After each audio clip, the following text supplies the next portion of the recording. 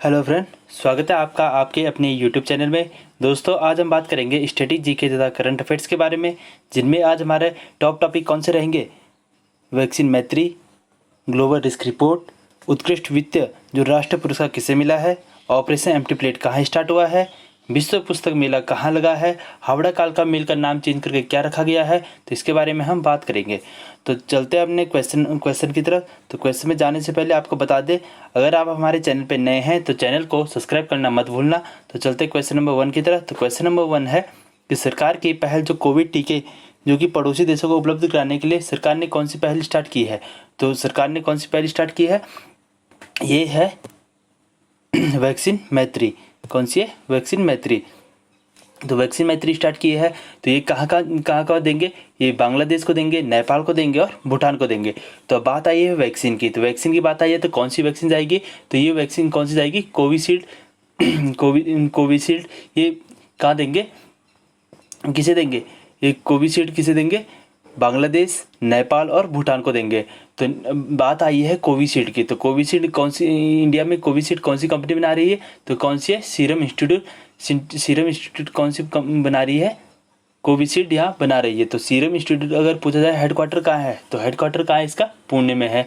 और किसकी कंपनी थी ये, आधार पुणे वाले की ये कंपनी थी। तो इसकी बात हम पहले भी कर चुके हैं। तो भारत में एक दूसरी कंपनी है, कौन सी कंपनी है, वो है कौन सी है, भारत बायोटेक, जो कि कौन सी वैक्सीन बना रही है, कोवैक्सीन बना रही है। और उसका हेडक्वार्टर कहाँ है, तो इसका हेडक्वार्टर है हैदराबाद में। तो ये रहा क्वेश्चन नंबर 1 के बारे में। चलते हैं क्वेश्चन नंबर 2 की तरफ।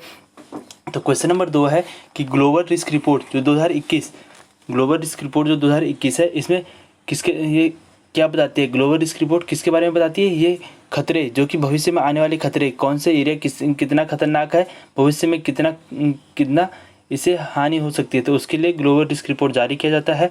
तो कौन ये जारी करता है, ये विश्व आर्थिक मंच के द्वारा, विश्व इकोनॉमिक फोरम के द्वारा ये क्या जारी किया जाता है। तो अब बात आई है विश्व आर्थिक मंच, विश्व इकोनॉमिक फोरम की बात आई है। तो इसकी स्थापना कब होती है, स्टार्ट कब होता है, 1971 में ये स्टार्ट होता है। हेडक्वार्टर कहाँ है, हेडक्वार्टर कहाँ है इसका, स्विट्जरलैंड में इसका हेडक्वार्टर है। और अगर पूछा जाए इसकी बैठक कहाँ होती है, तो बैठक इसकी दावोस में होती है। लेकिन इसकी फर्स्ट टाइम कहाँ बैठक हुई थी, सिंगापुर में फर्स्ट टाइम हुई। अब बात आई है दावोस की। तो दावोस में है, एक चीज़ याद रखनी है कि 2020 में जो क्रिस्टल अवार्ड मिला है, किसे मिला है क्रिस्टल अवार्ड, ये मिला है दीपिका पादुकोण को, ये क्रिस्टल अवार्ड मिला है।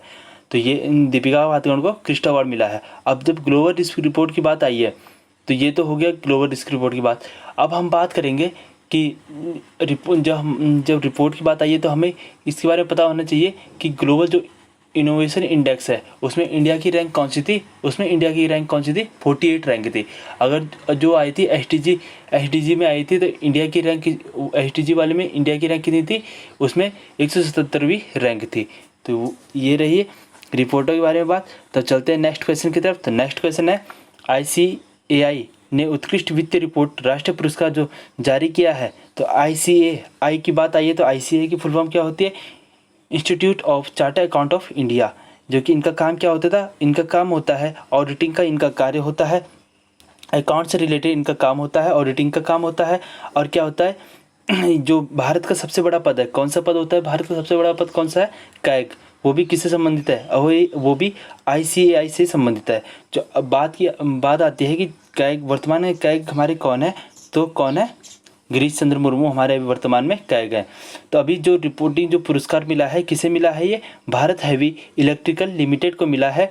और इन्हें ये पहले भी मिल चुका है। कब मिला था इन्हें, 1981-82 में ये पहले भी मिल चुका है। और जब Bharat heavy electrical limited BHEL की बात आई है, तो इसकी स्थापना कब होती है, 1964 में इसकी स्थापना होती है। हेडक्वार्टर कहाँ है इसका, हेडक्वार्टर इसका दिल्ली है।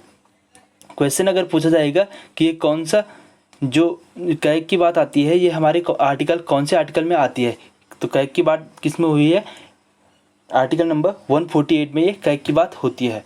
अब चलते हैं नेक्स्ट क्वेश्चन तरफ। तो नेक्स्ट क्वेश्चन है कि ऑपरेशन एम्प्टी प्लेट कहाँ स्टार्ट हुआ है। तो ऑपरेशन एम्प्टी प्लेट की अगर बात करें, तो ऑपरेशन एम्प्टी प्लेट कहाँ स्टार्ट हुआ है, ये हुआ है चीन में स्टार्ट हुआ है।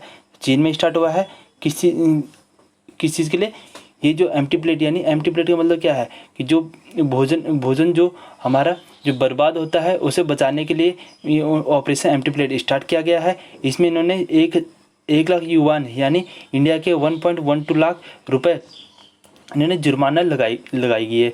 तो अगर जब बात आई है चीन की, तो चीन के अगर राष्ट्रपति की बात करें तो चीन के राष्ट्रपति कौन है? शी जिनपिंग वहाँ के राष्ट्रपति है। शी जिनपिंग उनके राष्ट्रपति है। अगर पूछा जाए कि इनकी राजधानी कौन सी है, तो राजधानी चीन की राजधानी बीजिंग है। और व्यावसायिक राजधानी अगर पूछा जाए व्यावसायिक राजधानी कौन सी है, तो व्यावसायिक राजधानी इनकी है संघाई इनकी व्यावसायिक राजधानी है। अब क्वेश्चन पूछा जाता है कि चीन का शोक किस नदी को कहा जाता है, तो वांगहो नदी को चीन का शोक कहा जाता है। इस नदी को क्या कहता है? येलो रिवर भी कहा जाता है। तो क्यों कहा जाता है इसे चीन का शोक? क्योंकि यहाँ क्या करती है, अपने साथ पीली मिट्टी को भी क्या होती है, बहा के ले जाती है। तो अब ये जब चीन का शोक तो किसे कहा जाता है? वांगो नदी को कहा जाता है। वैसे ही बिहार का शोक किसे कहा जाता है? कोसी नदी को कहा जाता है। चीन की अगर मुद्रा की बात की जाए कौन सी है? युआन रेमनबी इनकी मुद्रा है। जो एशिया की सबसे लंबी नदी है कौन सी नदी है? यांगस्टिंग नदी। वो भी कहाँ बहती है? वो भी हमारी चीन में ही बहती है। तो ये रहा चीन के बारे में। ऑपरेशन एम्प्टी प्लेट के बारे में हमने बात कर ली है।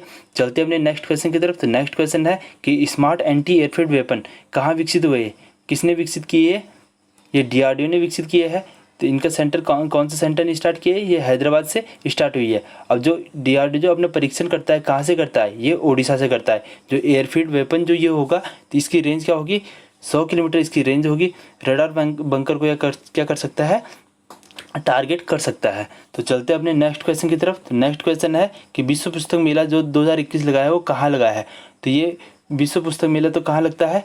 ये लगता है प्रगति मैदान दिल्ली में लगता है। लेकिन इस बार क्या है, फर्स्ट टाइम ये क्या हुआ है? ऑनलाइन हुआ है। तो इसमें कौन ये करवाता है? ये नेशनल बुक ट्रस्ट ये करवाता है। तो NBT ये करवाता है। इसकी स्थापना कब हुई थी? 1957 में इसकी स्थापना होती है। तो इसमें उद्देश्य क्या है? उद्देश्य इसका बुक में लोगों का इंटरेस्ट बनाए रखने के लिए ये पुस्तक मेला करवाया जाता है। ठीक है। तो आयोजन की बात करते थे 12 से 15 फरवरी तक चला है ये। क्वेश्चन आता है कि LIC जो प्रबंधन निदेशक है तो कौन है? तो LIC के प्रबंधन निदेशक कौन है? तो ये सिद्धार्थ मोहंती LIC के प्रबंधन निदेशक है। LIC के जो बात करते हैं हम कि स्थापना कौन से एक्ट से होती है? तो 1956 के एक्ट से इसकी स्थापना होती है। भारत की फर्स्ट इंश्योरेंस कंपनी कौन सी है? तो भारत की अगर फर्स्ट इंश्योरेंस कंपनी की बात की जाए तो कौन सी है? ओरिएंटल इंश्योरेंस कंपनी है, जो कि कहाँ इसका हेडक्वार्टर कहाँ था? कोलकाता में। अब फर्स्ट हाई कोर्ट खुला था वो कहाँ खुला था? कोलकाता में खुला था। फोर्ट विलियम की अगर बात की जाए तो कहाँ खुला था? ये भी कोलकाता में ही था। अब क्वेश्चन आता है कि कोलकाता से दिल्ली को राजधानी कब बनाया गया? तो 1911 में क्या हुआ? दिल्ली को राजधानी बनाया गया। कब बनाया गया? 1911 में। नेक्स्ट क्वेश्चन है कि मिडनाइट सिंगर जो किसकी बायोग्राफी है? तो बायोग्राफी की अगर बात की जाए तो मिडनाइट सिंगर किसकी है? तो ये नरेंद्र चंचल की है। ये कौन है? ये भजन गायक है। और इनका जन्म कहाँ हुआ था? अमृतसर में इनका जन्म हुआ था। नेक्स्ट क्वेश्चन है कि फर्स्ट महिला जो कि राफेल की पायलट है। फर्स्ट महिला जो राफेल उड़ाने वाली कौन थी? ये तो शिवांगी थी। और जो अगर फर्स्ट महिला जो फाइटर है वो जो गणतंत्र दिवस में परेड इस समय परेड में भाग लेने वाली है, तो कौन बनी है वो? फर्स्ट महिला भावना कांत बनी है। कहाँ की है? बिहार की है। तो ये कौन सा फाइटर जेट उड़ाएंगी? ये राफेल को उड़ाएंगी। तो फर्स्ट टाइम तो उड़ाया किसने था? शिवांगी ने। लेकिन ये फर्स्ट महिला बन चुकी है जो गणतंत्र दिवस में भाग लेंगी। तो कौन बन चुकी है? भावना कांत। अब ठीक है, गणतंत्र दिवस की बात आई है। तो गणतंत्र दिवस फर्स्ट टाइम इंडिया में चीफ गेस्ट बन कर कौन आए थे? इंडोनेशिया के राष्ट्रपति आए थे। और 4 बार ऐसा हो चुका है जिसमें कोई भी नहीं आया। और 2020 में कौन आया था? ब्राज़ील के राष्ट्रपति आए थे। और 2021 में भी कोई नहीं आया। तो अब बात आती है, क्वेश्चन पूछा जाता है कि कारगिल गर्ल के नाम से कौन जानी जाती है? तो कारगिल गर्ल में कौन जानी जाती है? गुंजन सक्सेना कारगिल गर्ल के नाम से जानी जाती है। नेक्स्ट क्वेश्चन है कि हावड़ा कालका मेल जो है इसका नाम बदल के क्या रख दिया गया है? वो नेताजी एक्सप्रेस का नाम रख दिया गया है। ठीक है। तो हावड़ा कालका जो मेल जो स्टार्ट हुई थी ये फर्स्ट टाइम का चली थी 1866 में चली थी। तो नेताजी अब सुभाष चंद्र बोस की जब बात आई है तो इनका जन्म की अगर बात करें तो 23 जनवरी को इनका जन्म होता है। कहाँ होता है? कटक में इनका जन्म होता है। 1938 में हरिपुरा अधिवेशन में अध्यक्षता इन्होंने की थी। 39 में इन्होंने फॉरवर्ड ब्लॉक की स्थापना की थी। निधन कब होता है? 1949 में निधन होता है। 43 में 1943 में इन्होंने आज़ाद हिंद फौज की कमान संभाली थी। और क्वेश्चन पूछा जाता है कि लाल किला मुकदमा किस पे चलता है? तो लाल किला मुकदमा भी किस पे? आज़ाद हिंद फौज पे ही चलता है। तो अभी इस हावड़ा जो कालका मेल है, इनका नाम बताकर नेताजी एक्सप्रेस रखा गया है। तो इन नेताजी से क्या रिलेशन था इनका इससे? तो इन्होंने क्या किया था, जो ट्रेन जो ये इन्होंने अंग्रेज़ों को चकमा दिया था, इसी मेल से इन्होंने क्या दिया था, अंग्रेज़ों को चकमा दिया था। तो इसीलिए इनका नाम, इनके नाम पे क्या है, इस मेल का नाम इनके नाम पे रखा गया है। क्वेश्चन आता है कि दक्कन मेल जो सुपर फास्ट एक्सप्रेस है कहाँ से कहाँ तक चलती है? तो दक्कन मेल कहाँ से? मुंबई से पुणे तक ये चलती है। अब एक क्वेश्चन ये पूछा जाता है कि नेताजी जो सुभाष चंद्र बोस है, तो इन्हें सुभाष चंद्र बोस थे, तो इनका नेताजी नाम किसने दिया था? तो नेताजी नाम किसने दिया था? हिटलर ने इन्हें नेताजी नाम दिया था। तो ये रहे आज के क्वेश्चन। उम्मीद है आपको वीडियो अच्छी लगी होगी। वीडियो अच्छी लगी हो तो वीडियो को लाइक तथा चैनल को सब्सक्राइब करना मत भूलना। Thank you, good bye.